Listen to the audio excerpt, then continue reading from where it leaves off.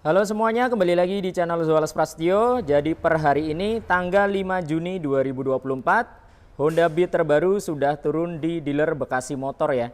Jadi bisa terbilang cukup cepat teman-teman ya, karena motor ini kemarin rilis di tanggal 3 Juni. Di 5 Juni unitnya sudah ada di dealer. Buat kalian yang tinggal di area Jabodetabek dan sekitarnya, jika ingin melihat unitnya secara langsung, bisa datang langsung ke Bekasi Motor Honda Wing Dealer. Untuk alamat dan kontak marketingnya akan saya cantumkan di deskripsi. Jadi sekarang yang di depan saya ini adalah Honda Beat Deluxe yang non keyless. Jadi untuk tipe Deluxe sendiri ada dua versi, ada yang versi keyless dan non keyless. Ini yang versi non keylessnya ya. Untuk harganya teman-teman di OTR Bekasi 19.700.000, hampir menyentuh 20 juta ya untuk Deluxe versi non keyless ini. Oke, langsung saja kita bahas detailnya dari bagian depan terlebih dahulu. Jadi untuk bagian batok kepalanya, jika kita lihat ini mengalami perubahan yang sangat signifikan jika dibandingkan dengan generasi yang sebelumnya. Nanti di video yang selanjutnya akan coba saya bandingkan dengan Honda Beat versi sebelum ini ya. Kita akan lihat beberapa perubahannya. Jadi untuk yang versi 2024 sekarang batok kepalanya terlihat lebih besar, tampilannya juga lebih sporty.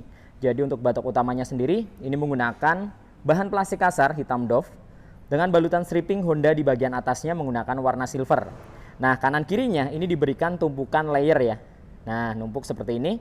Dan yang menarik untuk Honda Beat Deluxe versi non keyless ini menggunakan warna hitam glossy teman-teman. Nah, hitam glossy ya, bukan lagi doff di versi Deluxe non keyless. Dan untuk hitamnya sendiri menurut saya arahnya lebih ke abu-abu tua sih ya. Jadi tidak terlalu pekat. Nah, detailnya seperti ini. Kemudian untuk bagian handle rem kanan kiri masih sama, diberikan warna chrome. Tidak lupa terdapat tuas pengunci rem di bagian handle rem sisi sebelah kirinya. Nah, turun ke bagian bodi depan, di bagian dasinya tampilannya jadi lebih sporty ya. Jadi tidak terlalu panjang, dia desainnya pendek tapi lebar di bagian atas, sedangkan di bagian ujung bawahnya dia runcing. Bahannya plastik kasar full hitam doff menjadi satu dengan dudukan plat nomornya. Jadi bahannya plastik untuk dudukan plat nomornya. Kemudian untuk bagian bodi depannya di sini full hitam glossy. Nah, seperti ini detailnya. Jadi lebih ke abu-abu, menurut saya arahnya abu-abu tua ya, seperti itu. Nah, yang manis di bagian kanan kirinya diberikan lekukan. Lekukan seperti ini turun ke bawah, kemudian lancip ya di bagian ujungnya. Nah, yang baru juga di sini adalah di bagian pencahayaan. Untuk headlampnya berubah total teman-teman jika dibandingkan dengan generasi yang sebelumnya. Jadi headlampnya untuk yang sekarang dia membentuk V ya. Nah, desainnya bentuk huruf V seperti ini. Kanan kirinya runcing, di bagian bawahnya datar. Kemudian runcing juga di bagian kanan kiri. Jadi tampilannya lebih sipit jika dibandingkan dengan generasi yang sebelumnya. Kemudian yang nggak kalah keren, untuk yang versi 2024 sekarang ada tambahan reflektor ke depan seperti ini dengan aksen warna chrome. Jadi seolah seperti DRL, tapi ini bukan DRL. Jadi di bagian ujung atasnya sen ya. Sen kanan kiri, sedangkan ada reflektor turun ke bawah. Nah, jadi tidak menyala di bagian tengah sini. Nah, jika kita lihat dari bagian depan, ini moncongnya mirip sekali dengan Honda CBR 150R ataupun 250RR. Nah, tapi kalau di CBR, atasnya sini dia DRL ya, menjadi satu dengan sen. Keren ya desainnya. Kemudian di bagian kanan kiri daripada fairingnya, nah dia desainnya runcing seperti ini. Turun ke bagian sayap samping atau bagian fairing.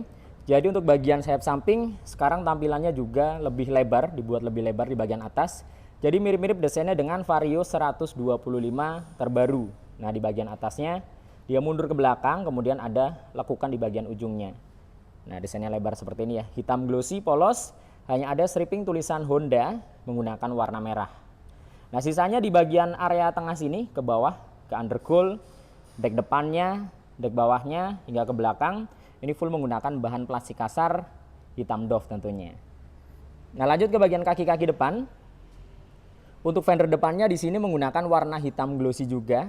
Nah, untuk fendernya sekarang lebih lebar tampilannya, jadi lebih lebar dan tidak terlalu panjang. Jadi terlihat gambot ya di bagian fendernya sini.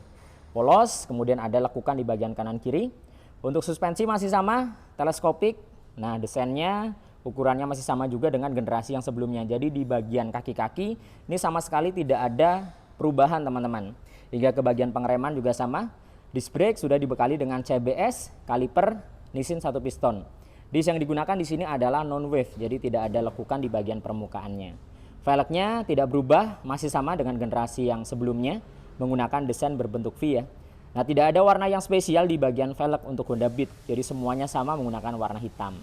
Ban depan juga sama, ukurannya 80/90, ringnya 14, sudah tubeless menggunakan ban merek Federal. Nah, kurang lebih tampilannya seperti ini. Untuk Honda Beat terbaru 2024, tipe Deluxe non-keyless, warna hitam. Nah, buat kalian yang mau lihat unitnya secara langsung, bisa datang ke Bekasi Motor Honda Wing Dealer. Oke, sekarang kita naik ke bagian kokpit ya. Nah, di bagian speedometer, untuk speedometernya ini konsepnya masih sama dengan generasi yang sebelumnya, paduan antara analog dengan digital. Jadi di bagian tengah, indikator kecepatannya dia menggunakan analog, desainnya bulat. Kemudian di bagian kanannya ada digital kecil. Nah, di sini indikator bahan bakar dan odo. Sedangkan untuk indikator lainnya seperti lampu jarak jauh, sen, kemudian yang lain-lain ada di bagian atas. Nah, desainnya melengkung seperti ini. Kemudian di bagian frame daripada speedometernya di sini menggunakan warna hitam glossy yang menjadi satu dengan batok depannya. Nah, layar kanan kirinya dia mundur hingga ke belakang sini. Tidak lupa terdapat logo Honda 3D di bagian tengahnya. Nah, batok belakangnya full plastik kasar hitam dengan motif ala-ala karbon di bagian kiri dan bagian kanan. Untuk tombol-tombolnya di sisi sebelah kiri ada lampu jarak jauh, jarak dekat, kemudian ada klakson dan sen. Di sebelah kanan ada ISS dan starter, belum ada hazard ya. Tampilan hand grip masih sama, untuk jalurnya sedikit berubah jika dibandingkan dengan generasi yang sebelumnya. Oke, turun ke bagian dashboard. Di sisi sebelah kiri ada laci penyimpanan terbuka, ini cukup dalam, jadi botol air mineral ukuran sedang bisa masuk ya. Kemudian di bagian tengah ada hook atau gantungan barang. Nah, seperti ini simple. Nah, kemudian ada power charging atau power outlet di bagian kanan bawah. Nah, sayang sekali memang belum tipe USB. Nah, jadi masih butuh adapter tambahan buat kalian yang mau ngecas smartphone kalian. Ini ada covernya ya, atau tertutup dan waterproof. Jadi walaupun kalian cuci, steam, kena hujan, power chargingnya tetap aman. Nah, kemudian di bagian keamanan untuk versi Deluxe non-keyless ini, jadi keamanannya masih kunci kontak manual, belum smart key atau keyless. Nah, tapi ada keunggulan di balik kunci manualnya ini teman-teman.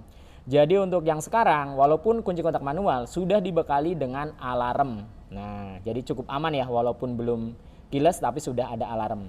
Untuk menyalakan alarmnya, jadi caranya kita bisa tekan 2 kali ke kanan. Yang pertama seperti ini, kemudian ke kiri lagi off, kemudian ke on lagi. Nah, 2 kali seperti itu, maka alarmnya akan otomatis menyala. Nah, jadi keamanannya ada alarm, kemudian kunci stang, shutter key juga ada. Jadi di sektor keamanan sekarang tentunya lebih baik jika dibandingkan dengan generasi yang sebelumnya. Kemudian di bagian sebelah kanan kunci kontaknya di sini ada seat opener untuk membuka jok ya. Nah, di bagian dek depan, dek belakangnya di sini full plastik kasar. Untuk kanan kirinya ini ada tekstur ala-ala karbon hingga ke bagian tengah ya. Untuk step floornya, walaupun Honda Beat ini motornya kecil ramping, tapi punya step floor dengan ukuran yang sangat luas. Baik itu jarak antara kanan ke kiri maupun depan ke belakangnya. Nah, seperti ini.